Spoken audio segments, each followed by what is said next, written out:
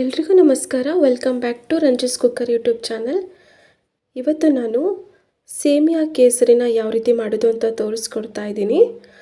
ಈ ರೀತಿ ಸ್ವೀಟ್ನ ನೀವು ಫಂಕ್ಷನ್ಗಳಲ್ಲಿ ಹಾಗೂ ಮದುವೆಗಳಲ್ಲಿ ತಿಂದಿರ್ತೀರ. ಅದನ್ನು ಯಾವ ರೀತಿ ಮಾಡೋದು ಅಂತ ಈ ವಿಡಿಯೋದಲ್ಲಿ ನೋಡೋಣ.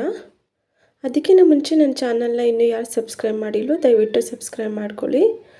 ಇವಾಗ ನಾನು ಒಂದು ಪ್ಯಾನ್ಗೆ 2 ಟೇಬಲ್ ಸ್ಪೂನ್ ಆಗೋಷ್ಟು ತುಪ್ಪನ ಹಾಕ್ಕೊತಾ ಇದ್ದೀನಿ. ತುಪ್ಪನ ಹಾಕಿಬಿಟ್ಟು ಇವಾಗ ಡ್ರೈ ಫ್ರೂಟ್ಸ್ನ ಹಾಕ್ಕೊತಾ ಇದ್ದೀನಿ. ಗೋಡಂಬಿ, ದ್ರಾಕ್ಷಿ, ನಿಮ್ಮ ಹತ್ರ ಯಾವ ಡ್ರೈ ಫ್ರೂಟ್ಸ್ ಇದೆ ಅದನ್ನು ಹಾಕ್ಕೊಬೋದು.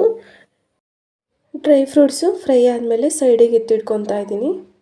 ಇವಾಗ ನಾನು ಅದೇ ಪ್ಯಾನಿಗೆ ಶಾವಿಗೆನ ಹಾಕ್ಕೊಂಡು ಸ್ವಲ್ಪ ಕಲರ್ ಚೇಂಜ್ ಆಗೋವರೆಗೂ ಲೋ ಫ್ಲೇಮಲ್ಲೇ ಫ್ರೈ ಮಾಡಿಬಿಟ್ಟು ಇದನ್ನು ಸೈಡಿಗೆ ಎತ್ತಿಟ್ಕೊತಾ ಇದ್ದೀನಿ.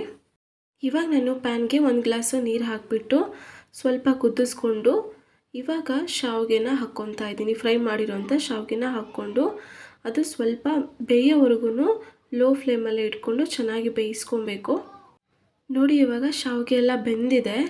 ಈ ಟೈಮಲ್ಲಿ ನೀವು 1 ಕಪ್ ಆಗೋಷ್ಟು ಸಕ್ಕರೆನ ಹಾಕ್ಕೊಬೇಕು. ಸ್ವೀಟು ಜಾಸ್ತಿ ಬೇಕು ಅಂದರೆ ಜಾಸ್ತಿ ಹಾಕ್ಕೊಬೋದು, ಇಲ್ಲ ಸಕ್ಕರೆನ ಎಷ್ಟು ಬೇಕಾಗುತ್ತೆ ನೋಡಿಬಿಟ್ಟು ಹಾಕ್ಕೊಳ್ಳಿ. ಇವಾಗ ಒಂದು ಸಲ ಸಕ್ಕರೆನೂ ಶಾವಿಗೆನೂ ಮಿಕ್ಸ್ ಮಾಡಿಬಿಟ್ಟು ಒಂದು 2 ನಿಮಿಷ ಕುದಿಸಿದ್ರೆ ಸಕ್ಕರೆ ಎಲ್ಲ ಕರಗಿಬಿಟ್ಟು ಶಾವಿಗೆ ಒಳಗಡೆ ಬೆರ್ತೋಗುತ್ತೆ. ಇವಾಗ ನಾನು ಒಂದು ಚಿಟಿಕೆ ಆಗೋಷ್ಟು ಕೇಸರಿನ ಹಾಕ್ಕೊತಾ ಇದ್ದೀನಿ. ಕೇಸರಿ ಹಾಕಿಬಿಟ್ಟು ಇನ್ನೊಂದು ಸಲ ಚೆನ್ನಾಗಿ ಮಿಕ್ಸ್ ಮಾಡ್ಕೊಬೇಕು. ಇವಾಗ ನಾನಿಲ್ಲಿ ಏಲಕ್ಕಿನ ಪುಡಿ ಮಾಡಿಬಿಟ್ಟು ಹಾಕ್ಕೊತಾ ಇದ್ದೀನಿ. ಇವಾಗ ನಾನು ಆಲ್ರೆಡಿ ಫ್ರೈ ಮಾಡಿ ಇಟ್ಕೊಂಡಿರೋಂಥ ಡ್ರೈ ಫ್ರೂಟ್ಸ್ನ ಹಾಕ್ಕೊಂಡು ಇನ್ನೊಂದು ಸಲ ಚೆನ್ನಾಗಿ ಮಿಕ್ಸ್ ಮಾಡ್ಕೊತಾ ಇದ್ದೀನಿ.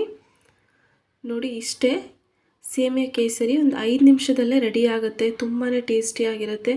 ಫಂಕ್ಷನ್ಗಳಲ್ಲಿ ಯಾವ ರೀತಿ ಇರುತ್ತೋ ಅದೇ ರೀತಿ ಟೇಸ್ಟ್ ಬರುತ್ತೆ. ತುಂಬಾ ಈಸಿ ಕೂಡ. ಒಂದು ಸಲ ಟ್ರೈ ಮಾಡಿ ನೋಡಿ, ತುಂಬಾ ಟೇಸ್ಟಿಯಾಗಿರುತ್ತೆ. ಈ ರೆಸಿಪಿ ನಿಮಗೆ ಇಷ್ಟ ಆದರೆ ದಯವಿಟ್ಟು ಈ ವಿಡಿಯೋಗೆ ಲೈಕ್ ಮಾಡಿ, ಹಾಗೆ ನಿಮ್ಮ ಫ್ರೆಂಡ್ಸ್ ಆ್ಯಂಡ್ ಫ್ಯಾಮಿಲಿಗೆ ಶೇರ್ ಮಾಡಿ.